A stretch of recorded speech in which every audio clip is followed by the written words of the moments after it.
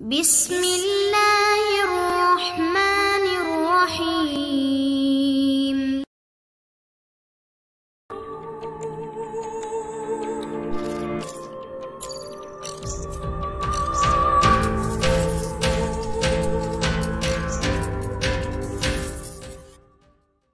السلام علیکم دوستو، آصف نگری ناول بائی ایم اے راحت۔ اگر آپ نے ابھی تک ہمارے چینل جاسوسی دنیا کو سبسکرائب نہیں کیا تو سبسکرائب کریں اور بیل آئیکن پر کلک کیجیے۔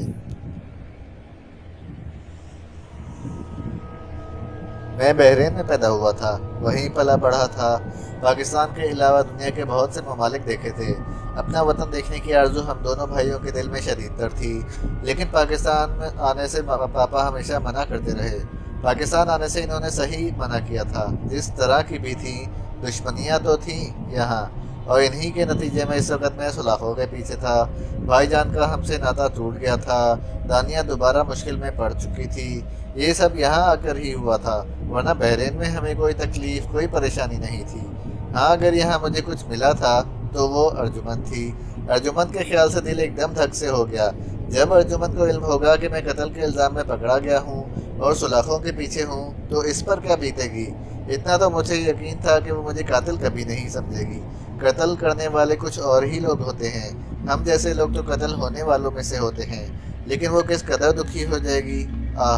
کوئی ایسی ترکیب ہو کہ کسی کو مجھ پر پڑنے والی اس افتاد کا کوئی پتہ نہ چلے۔ سورج ڈوب گیا، رات ہو گئی۔ لاک اپ میں مجھے ایک گدا، ایک خیس اور تکیہ بھجوا دیا گیا۔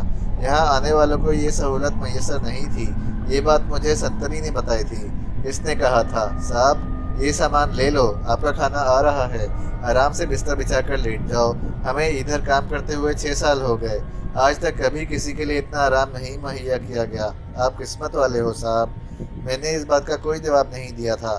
میں نے بستر بچھا لیا تھا، لیکن نیند کا آنکھوں میں نام و نشان نہیں تھا۔ میں دیوار سے ٹیک لگائے بیٹھا، سلاخوں سے باہر گھور رہا تھا۔ نہ جانے کیسے کیسے خیالات دل میں آ رہے تھے۔ اچانک ہی مجھے لاک اپ کے باہر ایک دھندلا سا سایہ نظر آیا، جو آہستہ آہستہ واضح ہوتا چلا گیا، اور جب وہ سلاخوں کے قریب پہنچا تو میں حیرت سے اچھل کر کھڑا ہو گیا۔ وہ سیفونہ یا بدلے ہوئے روپ والی سنیرا تھی، جو اس وقت بھی بہت خوبصورت لگ رہی تھی۔ اس نے ایک حسین لباس پہنا ہوا تھا اور اس کے چہرے پر بے پناہ ملاحت نظر آ رہی تھی۔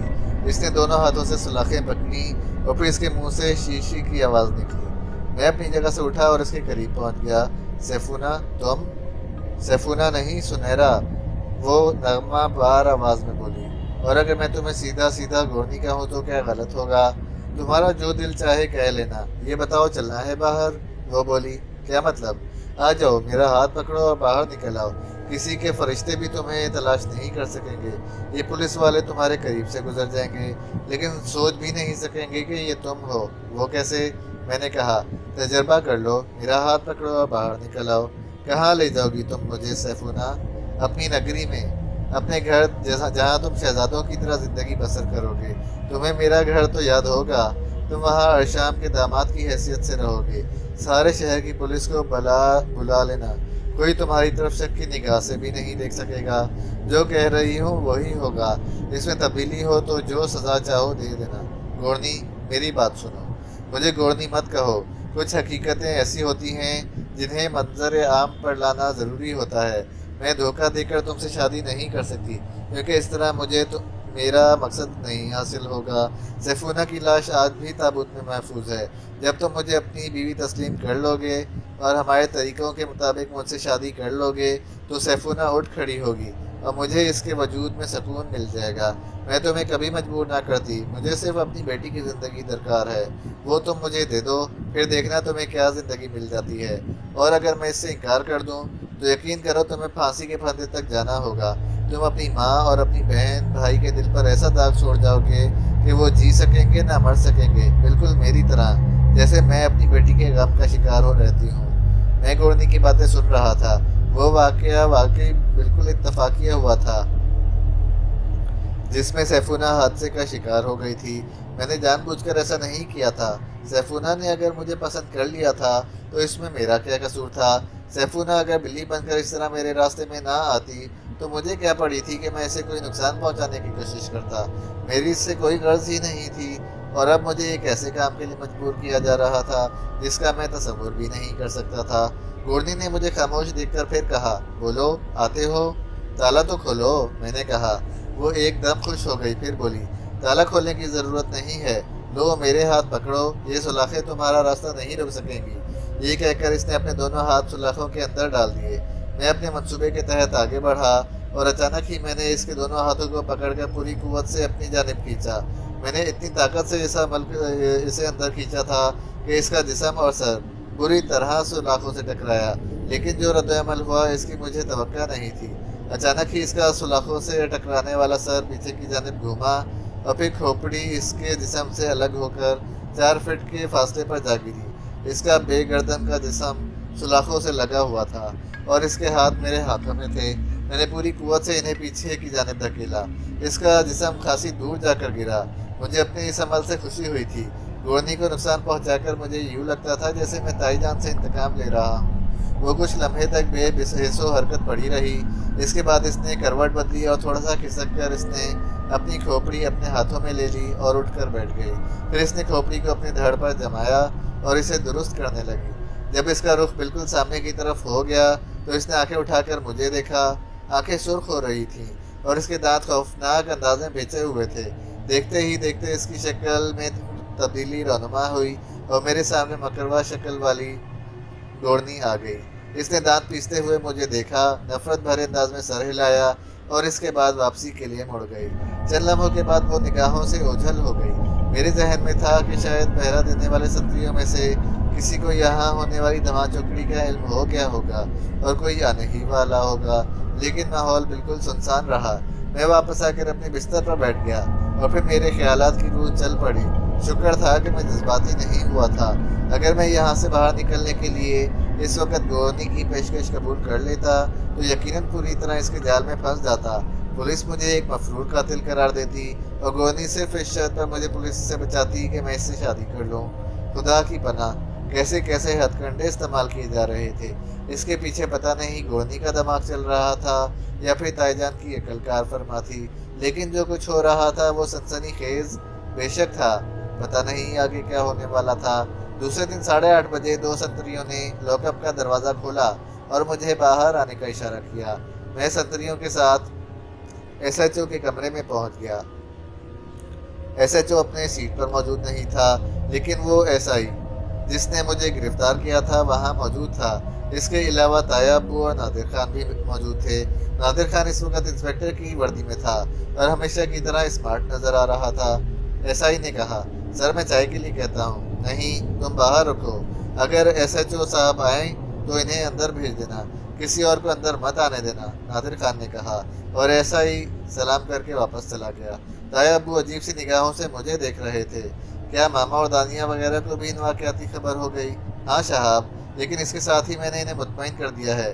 بات اصل میں یہ ہے کہ ہمیں وقت اور حالات سے بھرپور جنگ کرنی ہے۔ ہر چیز کو ہمت کے ساتھ فیس کرنا ہوگا۔ میں نے آنٹی کو پوری طرح مطمئن کر دیا ہے اور ان سے وعدہ بھی کیا ہے کہ تمہارا بال بھی کا نہیں ہونے دوں گا۔ پہلے تو میں نے تمہارے لیے اپنی وردی کی قربانی دینے کا فیصلہ کیا تھا۔ میری اس بات کو مذاق مت سمجھنا، اب میں تمہارے لیے زندگی بھی قربان کر دینے کے لیے تیار ہوں۔ میں نے عقیدت بھری نگاہوں سے نادر خان کو دیکھا، لیکن منہ سے کچھ نہ بولا۔ تایا ابو کہنے لگے، راستے میں میری نادر خان صاحب سے بات ہوئی تھی۔ میں نے ان سے یہ بھی کہہ دیا تھا کہ طاہرہ خانم وہ ناگن ہے جو ڈستے ہوئے اپنوں اور غیروں کا کوئی خیال نہیں کرتی۔ اس کا کمزور پہلو سائرہ ہے۔ اگر سرفراز انسان بن جائے تو طاہرہ خانم کو صرف سائرہ کے ذریعے زیر کیا جا سکتا ہے۔ کاش میرے پاس اس کا کوئی اور وسیلہ ہوتا۔ نادر خان نے تایا ابو کا شانہ تھپتھپاتے ہوئے کہا، آپ کے پاس آپ کا وسیلہ میں ہوں تایا ابو۔ ہمیں اللہ کی ذات پر بھروسہ کرنا چاہیے۔ میں آپ لوگوں کو کبھی تنہا نہیں چھوڑوں گا۔ تایا ابو رونے لگے تو میں نے بھی انہیں تسلی دیتے ہوئے کہا، تایا ابو آپ بے فکر رہیں۔ نادر خان اس دیس میں ہمارے لیے اللہ کی رحمت ہے، لیکن آپ کو ماما اور دانیہ کو سنبھالنا ہے۔ اگر ان دونوں کو کوئی تکلیف پہنچی تو تایا ابو میرے احساب میرا ساتھ چھوڑ جائیں گے۔ نہیں شہاب بیٹے، ایسا نہیں ہوگا، تم اطمینان رکھو۔ اچھا شہاب، اس سے پہلے کہ ایس ایچ او صاحب آ جائیں تو مجھے بتاؤ کہ آخر یہ سب کیسے ہوا؟ بس مجھے تاجور جہاں کا فون موصول ہوا تھا، انہوں نے کہا کہ میں ان سے فوراً ملوں۔ اور میں ان سے ملنے چلا گیا۔ انہوں نے مجھے اپنے گھر کا پتہ بتایا تھا۔ جب میں وہاں پہنچا تو ایک بدشکل سی ملازمہ نے دروازہ کھولا اور مجھے اندر جانے کا اشارہ کیا۔ میں اندر پہنچا۔ ملازمہ نے مجھے جس کمرے کے اندر جانے کے لیے کہا تھا میں اس میں داخل ہوا تو اچانک ہی تاجور کی لاش میرے اوپر آ گئی۔ شاید اسے کسی طرح دروازے سے ٹکا کر کھڑا کر دیا گیا تھا، لیکن اسے چند ہی لمحے قبل قتل کیا گیا تھا۔ یہ ایک مسلم امر ہے کیونکہ اس کے زخم سے خون کی پھواریں جاری تھیں۔ اس بہتے خون نے میرا لباس اور چہرہ بھگو دیا تھا۔ ملازمہ؟ نادر خان کے حلق سے خوفناک سی گھبراہٹ نکلی تھی اور میں اور تایا ابو چونک کر اسے دیکھنے لگے۔ اس کا حلیہ دہراؤ گے؟ نادر خان نے کہا، اور میں نے پوری طرح ملازمہ کا حلیہ دہرا دیا۔ تمہیں موبائل فون پر تاجور جہاں کی طرف سے جو کال کی گئی تھی اس کا وقت بتا سکتے ہو؟ ہاں، کیوں نہیں؟ موبائل کہاں ہے؟ ASI نے لے لیا تھا۔ ٹھیک ہے، موبائل سے وہ کال ٹریس ہو جائے گی۔ یہ کام میں کر لوں گا۔ جی تایا ابو، کیا حکم ہے آپ کا؟ میں سمجھا نہیں نادر خان۔ جیسا تم پسند کرو۔ آپ چاہیں تو میرے ساتھ یہاں بیٹھیں، میں آپ کو گھر تک چھوڑ دوں، یا آپ فرمائیں تو میں آپ کے لیے ٹیکسی منگوا دوں۔ کیوں؟ آپ لوگ کیسر خان کے ساتھ نہیں آئے؟ میں نے سوال کیا۔ وہ اس وقت زخمی شیر بنا ہوا ہے، میں اسے جان بوجھ کر ساتھ نہیں لایا۔ اگر میں کچھ نام اس کے سامنے لے دوں تو یقین کرو ایک نیا کیس بن جائے۔ آپ اسے قابو میں رکھیں نادر خان صاحب، اور تایا ابو آپ بھی۔ ہاں، وہ بڑا وفادار انسان ہے۔ ویسے شہاب بیٹے، افشوں اور دانیہ کی طرف سے بے فکر رہو، میں انہیں سنبھالے رکھوں گا اور انہیں یہاں نہیں لاؤں گا۔ پھر تایا ابو نے کھڑے ہو کر مجھے گلے لگایا۔ ان کی آنکھوں میں آنسو بھرے ہوئے تھے۔ انہوں نے آہستہ سے کہا، اللہ تعالیٰ تمہیں ہر مشکل سے بچائے۔ اور کیا کہوں بیٹا؟ یہ کہہ کر وہ واپسی کے لیے مڑ گئے۔ SHO ابھی تک نہیں آیا تھا۔ نادر خان نے کلائی پر بندھی ہوئی گھڑی میں وقت دیکھا، پھر بولا، ٹھیک ہے شہاب، ہمت کے ساتھ یہ تھوڑا سا وقت گزار لو، انشاءاللہ تعالیٰ میں تمہیں یہاں سے نکال لوں گا۔ تھوڑی دیر کے بعد مجھے واپس لوکپ میں پہنچا دیا گیا۔ دن گزر گیا، سوچوں کے سوا اور کیا تھا میرے پاس؟ سب لوگوں کا خیال آ رہا تھا۔ ظاہر ہے یہ خبر چھپی تو نہ رہی ہوگی۔ ارجمن، دادا ابو، نگہتا آنٹی، سمنارا بیگم، پھر ادھر ہیرا، ماما، دانیہ وغیرہ، نہ جانے کیا سوچ رہے ہوں گے میرے بارے میں۔ البتہ اس بات کا مجھے یقین تھا کہ وہ مجھے مجرم نہیں سمجھ سکتے۔ رات کا خیال بھی تھا۔ پچھلی رات تو بڑی سنسنی خیز گزری تھی۔ گورنی اپنی گردن اٹھا کر باہر نکل گئی تھی۔ کم وقت کتنے گھناؤنے روپ کی مالک تھی۔ سنہرا بن کر آئے یا سیفونہ بن کر، رہے گی گورنی ہی، ایک مکروا اور ناپاک وجود۔ انہی سوچوں میں رات ہو گئی اور میں منتظر رہا کہ کچھ ہو۔ رات کے کسی پہر نیند آ گئی تھی اور پھر صبح کو ہی آنکھ کھلی۔ یہاں تمام لوگوں کا رویہ میرے ساتھ بہت اچھا تھا۔ SHO براہ راست میرے پاس آ کر میری اور ضرورتیں پوری کرتا تھا۔ تیسرے دن مجھے عدالت میں پیش کیا گیا اور جب میں کمرہ عدالت میں داخل ہوا تو یہ دیکھ کر حیران رہ گیا کہ سارا خاندان ہی امڑ آیا تھا۔ جہاں آرا بیگم، پھپھا جمال الدین، نگہت آنٹی، سمن آرا بیگم، دادا ابو اپنی بیماری کی وجہ سے نہیں آئے تھے۔ ہیرا، سلطانہ، تایا ابو، ماما، دانیہ، سرفراز بھائی، نگہت آرا بیگم اور سمن آرا بیگم کے ساتھ بیٹھے ہوئے تھے۔ ان کا چہرہ بدستور شرمندگی کا شکار نظر آ رہا تھا۔ ساحرہ یا طاہرہ خانم موجود نہیں تھیں۔ جج صاحب کمرے میں آ کر بیٹھے تو ظاہر حسین اور نادر خان بھی آ گئے۔ اس کے بعد میرے کیس کا آغاز ہو گیا۔ ظاہر حسین صاحب نے کہا، جناب والا، ہماری بدنصیبی یہ ہے کہ ہمارے ہاں گندے علوم کے حامل افراد اپنے ناپاک علم سے انسانوں کو نقصان پہنچا دیا کرتے ہیں۔ ان کے سلسلے میں پتہ نہیں کیوں کوئی ایسا مؤثر قدم نہیں اٹھایا گیا جس سے ان عناصر کی سرکوبی ہو سکے۔ میرے موکل شہاب احمد بہت عرصے سے اپنی جائیداد کی وجہ سے ان گندے علوم کا شکار ہیں۔ انہی کے خاندان کے کچھ سرکردہ افراد گندے علوم کا سہارا لے کر انہیں نقصان پہنچانے کے در پہ ہیں۔ یہی نہیں، وہ ان کے خلاف سازشیں بھی کر رہے ہیں۔ اس بار بھی شہاب صاحب کے خلاف ایسی ہی سازش ہوئی ہے۔ کچھ عرصہ پہلے ایک خاتون تاجور جہاں نے ان کے والد امتیاز احمد خان کی بیوہ ہونے کا دعویٰ کیا تھا، لیکن خدا کا شکر ہے کہ ان کا وہ دعویٰ باطل قرار پا گیا، کیونکہ انہوں نے جس نام اور جس انداز میں اپنے آپ کو پیش کیا تھا وہ تھی ہی نہیں، اور ان کے بارے میں تمام ثبوت مل گئے تھے کہ وہ ایک اسٹیج آرٹسٹ تھیں۔ یہ وہی خاتون ہیں جنہیں قتل کیا گیا ہے۔ انہیں جج صاحب کی ہدایت پر گرفتار کر لیا گیا تھا کیونکہ انہوں نے جھوٹا دعویٰ کیا تھا، لیکن پھر ان کی فوری ضمانت ہو گئی۔ یہ باقاعدہ سازش چل رہی تھی۔ اسی سازش کے تحت تاجور جہاں بیگم نے موبائل فون پر شہاب صاحب کو کال کی اور ان سے کہا کہ وہ ایک ضروری بات انہیں بتانا چاہتی ہیں، اور جب شہاب صاحب ان کے بتائے ہوئے پتے پر پہنچے تو فوراً ہی تاجور جہاں بیگم کے گلے پر چھری پھیر کر انہیں ہلاک کر دیا گیا۔ اور الزام شہاب صاحب پر آ گیا۔ وکیل صفائی نے کھڑے ہو کر کہا، مقتول تاجور جہاں اس وقت ہلاک ہوئی جب شہاب صاحب وہاں داخل ہوئے تھے اور شہاب کو پولیس نے رنگے ہاتھوں پکڑا۔ وکیل موصوف نے بالکل ٹھیک کہا، ایسا ہی ہوا، لیکن چند شواہد ایسے ہیں جو قابل غور ہیں۔ مثلاً جیسے شہاب نے تاجور جہاں کی گردن پر چھری پھیری، فوراً ہی پولیس پیچھے سے پہنچ گئی۔ یہاں کمرہ عدالت میں ایس ایچ او صاحب موجود ہیں، ان سے پوچھیے کہ انہیں اس قتل کی اطلاع کس نے دی۔ ایس ایچ او نے بیان دیا کہ ایک گمنام کال انہیں موصول ہوئی تھی جس میں کہا گیا تھا کہ ایک فلاں عمارت کے فلیٹ نمبر فلاں میں ایک خاتون کا قتل کر دیا گیا ہے، قاتل ابھی وہیں موجود ہے۔ پولیس فوراً پہنچے۔ ایس ایچ او صاحب کو جس وقت تک اطلاع دی گئی اس وقت تک قتل نہیں ہوا تھا۔ ظاہر حسین نے آگے کی کارروائی جاری رکھتے ہوئے مزید کہا، یہ ساری منصوبہ بندی تھی جناب کہ جیسے ہی ایس ایچ او صاحب وہاں پہنچیں تاجور جہاں کا قتل کر دیا جائے، ورنہ آپ خود سوچئے کہ ایس ایچ او صاحب کو تھانے سے وہاں تک پہنچنے میں کتنا وقت لگا ہوگا۔ پوسٹ مارٹم رپورٹ میں موت کا وقت بھی درج ہے اور ایس ایچ او صاحب کو جب فون موصول ہوا وہ وقت بھی ایس ایچ او صاحب کی ریکارڈ میں موجود ہے۔ پوسٹ مارٹم کی رپورٹ میں عدالت میں پیش کی گئی۔ جج صاحب نے اس پر نگاہ ڈالنے کے بعد کیس کی کارروائی کو آگے بڑھانے کی ہدایت کی۔ میں موبائل کمپنی کے جدید ترین سسٹم پر وہ کال بھی پیش کرتا ہوں جو شہاب صاحب کو کی گئی۔ ظاہر حسین نے نادر خان کی تمام تر کارروائی کو سامنے لاتے ہوئے کہا، اس جدید ترین سسٹم پر اس کال کا ریکارڈ موجود تھا جو عدالت نے سنا۔ جج صاحب اس کیس میں پوری دلچسپی لے رہے تھے اور آخر میں اصل قاتل کو پیش کرنا چاہتا ہوں۔ ظاہر حسین کے بیان نے شدید سنسنی پھیلا دی تھی۔ عدالت میں جتنے افراد موجود تھے ان سب کے چہرے تصویریں حیرت بن گئے تھے، یہاں تک کہ میں بھی شدید تجسس کا شکار ہو گیا تھا۔ ظاہر حسین اتنے اعتماد کے ساتھ اصل قاتل کی بات کیوں کر رہے تھے؟ پھر پولیس کے جوان جسے لے کر کمرے میں داخل ہوئے، یہ وہی ملازمہ تھی جس نے میرے پہنچنے پر تاجور جہاں کی رہائش گاہ کا دروازہ کھولا تھا۔ اس وقت وہ بری طرح سہمی ہوئی تھی۔ ظاہر حسین نے عدالت کو مخاطب کرتے ہوئے کہا، جناب والا یہ اصل قاتلہ ہے، آپ کے سامنے یہ اپنے جرم کا اعتراف کرے گی۔ کمرہ عدالت میں بہت سی آوازیں ابھری تھیں۔ جج صاحب نے عورت کو کٹہرے میں آنے کے لیے کہا۔ وہ لرزتے قدموں سے آگے بڑھ کر کٹہرے عدالت میں پہنچ گئی۔ اس سے حلف لیا گیا اور اس کے بعد ظاہر حسین نے پوچھا، اپنا نام بتاؤ۔ نعیمہ ہے سرکار۔ نعیمہ بیگم، کیا آپ نے پولیس کی تحویل میں تاجور جہاں کے قتل کا اعتراف کیا ہے؟ ہاں جی، اللہ کو جان دینی ہے، اس کا قتل ہم نے ہی کیا ہے، ایک تیز چھری سے ہم نے اس کی گردن کاٹی ہے۔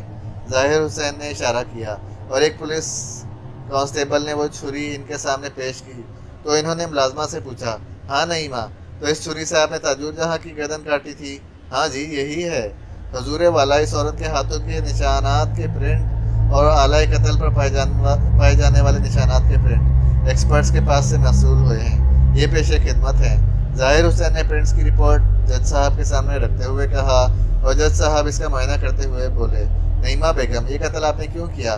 سرکار، ہم نہیں بتا سکتے، ہم بالکل نہیں بتا سکتے۔ نعیمہ بیگم، تاجور جہاں کے پاس آپ کتنا عرصہ سے ملازم تھیں؟ 5 دن ہوئے تھے سرکار، 5 دن پہلے ہم ان کے پاس گئے تھے۔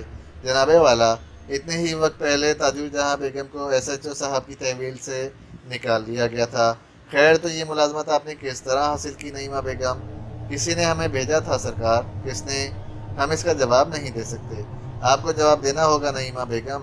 آپ نے ایک قتل کیا ہے، پھانسی دے دو سرکار، ہمیں پھانسی دے دو، پر ہم اس کا نام نہیں لے سکتے جس نے ہمیں یہ کام کرنے پہ مجبور کیا تھا۔ کیوں؟ بہت بڑی سرکار ہے۔ ارے ہم کیا، ہماری اوقات کیا، ہم ایک بہت بڑی سرکار نے بھیجا تھا۔ حضور، ہمارا بچہ اس کے قبضے میں ہے، وہ اسے مار دے گی سرکار، وہ اسے زندہ نہیں چھوڑے گی، اس نے ہم سے صاف صاف کہہ دیا تھا۔ بہت بڑی سرکار ہے، بہت بڑی سرکار۔ وہ عورت زارو قطار رونے لگی۔ یہ چھری تمہیں کس نے دی تھی؟ وہیں سے ملی تھی سرکار۔ ارے معاف کر دو، ہمیں مجبور مت کرو، ہمیں زبان کھولنے پر مجبور مت کرو سرکار۔ ارے وہ بہت بڑی سرکار ہے۔ کون ہے وہ؟ ظاہر حسین کی گراہٹ ابھری تو عورت نڈھال ہو گئی، پھر اچانک ہی اس کے سارے بال اس طرح کھل کر بکھر گئے کہ وہ ایک چڑیل لگنے لگی۔ اس نے اپنے بالوں کو ہاتھ بھی نہیں لگایا تھا، لیکن بال اچانک ہی پھیلے تھے اور اس کے ساتھ ہی اس کے بدن میں شدید کپکپی دوڑ گئی تھی۔ تمام لوگ حیرت سے منہ پھاڑے اسے دیکھ رہے تھے، کچھ لوگ تو اپنی سیٹوں سے بھی اٹھ کر کھڑے ہو گئے تھے۔ عورت کا بدن اس طرح پھڑک رہا تھا جیسے اسے بجلی کے جھٹکے دیے جا رہے ہوں۔ چند ہی لمحوں میں اس کی زبان باہر نکل آئی اور آنکھیں پھٹ گئیں، پھر اچانک ہی اس کے منہ سے خون کی فوار نکلی اور کٹہرہ عدالت میں گر گئی۔ ہر طرف شور مچ گیا تھا۔ جج صاحب بے اختیار کرسی سے اٹھ کھڑے ہوئے تھے، وہ اسے بغور دیکھ رہے تھے۔ پھر ان کی آواز ابھری، یہ کیا ہوا؟ ان کے اشارے پر ایس ایچ او نادر خان اور پولیس کے چند افراد عورت کے قریب پہنچ گئے۔ اسے اٹھا کر کٹہرے سے باہر لایا گیا اور زمین پر لٹا دیا گیا۔ پھر ایس ایچ او نے کہا، یہ مر چکی ہے جناب والا۔ ایک ہنگامہ سا ہو گیا۔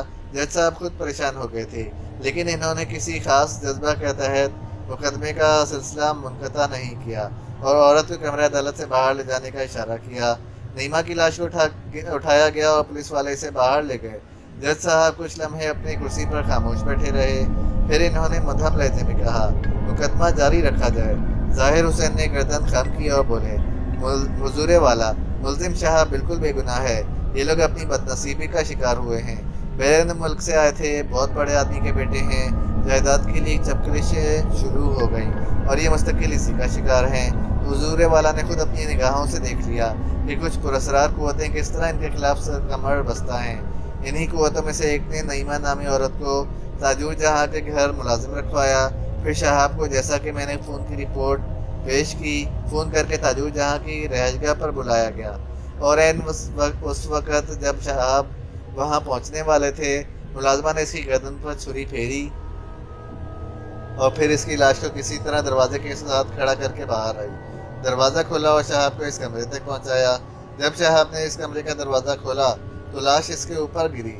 چونکہ اسے ذبح ہوئے زیادہ دیر نہیں گزری تھی، اس لیے خون کی فواریں شہاب پر پڑی اور پھر پولیس بھی وہاں پہنچ گئی۔ لیکن یہ منصوبہ بندی بے حد کچی تھی۔ تفتیش کی گئی تو صورتحال سامنے آ گئی اور آپ نے دیکھ لیا کہ جب اس پراسرار ہستی کا نام منظر عام پر آنے والا تھا تو عورت کو ان پراسرار قوتوں نے قتل کر دیا۔ جج صاحب سخت حیران نظر آ رہے تھے۔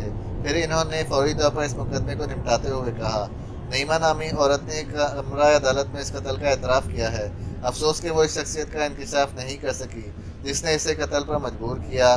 آلۂ قتل پر موجود انگلیوں کے نشانات اور قاتل کے اعتراف کے بعد اس بات کی گنجائش نہیں رہ جاتی کہ شہاب احمد کو زیر حراست رکھا جائے۔ چنانچہ ان کے اوپر سے یہ کیس ختم کیا جاتا ہے اور انہیں باعزت رہائی دی جاتی ہے۔ پولیس کو ہدایت دی جاتی ہے کہ ان دونوں اموات کی مزید تفتیش کرے اور اس پراسرار قوت کے خلاف تحقیقات کر کے رپورٹ پیش کرے۔ میرے جتنے کرم فرما یہاں آئے تھے، ان کے چہرے خوشی سے کھل اٹھے تھے۔ البتہ نادر خان جج صاحب کے اٹھ جانے کے بعد کٹہرہ عدالت میں جھک کر کچھ تلاش کر رہا تھا۔ پھر اس نے کچھ چیزیں اٹھا کر ایک کاغذ میں رکھیں اور انہیں پڑیا کی شکل میں باندھ دیا۔ میں نے خاص طور پر اس کا یہ عمل دیکھا تھا۔ ظاہر حسین نے بھی اس پر کافی غور کیا تھا۔ مجھے بہت سی باتیں یاد آ رہی تھیں۔ نادر خان نے جب مجھ سے تفصیلات پوچھی تھیں تو میں نے یوں ہی اس ملازمہ کا ذکر بھی کر دیا تھا، جبکہ میرا ہی نہیں، کسی کا بھی ذہن اس طرف نہیں جا سکا تھا۔ بہرحال مجھے باعزت رہائی ملی۔ تایا ابو نے آگے بڑھ کر مجھے سینے سے لگایا۔ نگہت آنٹی اور سمن آرا بیگم نے بھی محبت کا اظہار کیا۔ ظاہر حسین نے بھی مجھے مبارکباد دی تھی، جبکہ نادر خان ہم سے ملے بغیر چلا گیا تھا۔ اسے تلاش کیا گیا تو ایس ایچ او نے کہا ان کی ایک ضروری کال آئی تھی، اس لیے وہ چلے گئے۔